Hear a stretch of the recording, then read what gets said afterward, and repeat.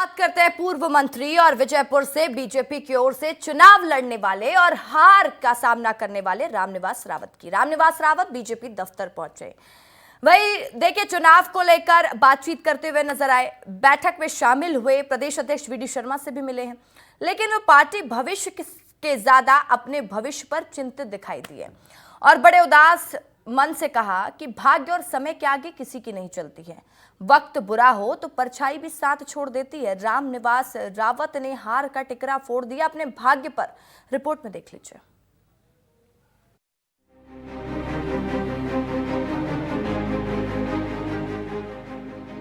लोकसभा चुनाव में पाला बदलकर बीजेपी में शामिल हुए वन मंत्री भी बना दिए गए और विजयपुर में प्रत्याशी बनाकर कांग्रेस के खिलाफ उतार दिए गए।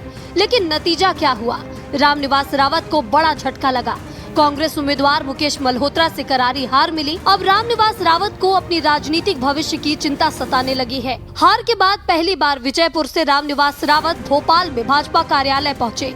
बीजेपी प्रदेश अध्यक्ष वीडी शर्मा से मिले, मुलाकात हुई, बात हुई, लेकिन रावत की निराशा कम नहीं हुई। बाहर निकले तो विस्तार न्यूज से बातचीत की। कहा, जनता से जो आशीर्वाद मिला है वो मुझे मंजूर है। पार्टी जो आगे जिम्मेदारी देगी उसे निभाऊंगा। भाग्य और समय खराब हो तो परछाई भी साथ छोड़ देती है। भारतीय जनता पार्टी जो भी भूमिका मुझे देगी पूर्ण कर्तव्य के साथ, तन्मयता के साथ और पूर्ण ऊर्जा के साथ निभाऊंगा। समय और भाग्य से कोई नहीं लड़ सकता। जो व्यक्ति के भाग्य में होता है, समय साथ नहीं देता तो परछाई भी साथ छोड़ देती है। कांग्रेस ने रावत पर तंज कसा। कांग्रेस ने साफ कर दिया कि उनकी जगह कांग्रेस में तो नहीं है, लेकिन धनबल और प्रशासनिक ताकत लगाने के बाद भी जनता ने इन्हें सही जगह दिखा दी है।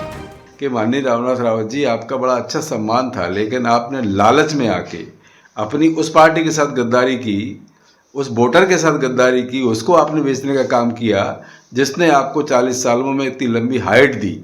कांग्रेस में बड़े बड़े पदों पर रहे हो, आप 6 बार के विधायक रहे हो और विधायक रहते ही आप चले गए और आप बिना विधायक के रह गए हैं। तो अब आप कुछ भी गान गाते रहिए, मैं समझता हूँ अब आपका राजनीतिक कैरियर अधर में है। भारतीय जनता पार्टी आपको दोबारा भी शायद अवसर दे चुनाव लड़ने का, मुझे तो नहीं लगता।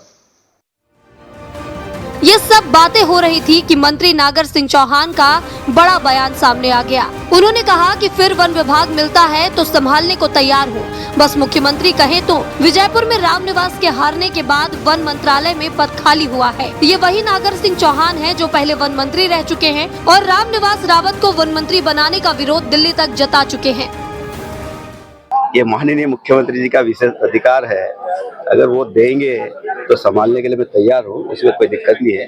लेकिन उनका माननीय मुख्यमंत्री जी का विशेष अधिकार है, वो किसको देते हैं। कुल मिलाकर राजनीतिक दशा और दिशा ये है कि रामनिवास रावत को भविष्य की चिंता सता रही है। शायद उनके मन में ये भी आ रहा होगा कि कांग्रेस में थे तो अच्छे थे, कम से कम विधायक तो थे, अब किधर जाएं समझ में नहीं आ रहा। कांग्रेस से खुद मुंह मोड़ चुके हैं और अब बीजेपी भी भाव देने के मूड में नहीं है। ब्यूरो रिपोर्ट, विस्तार न्यूज।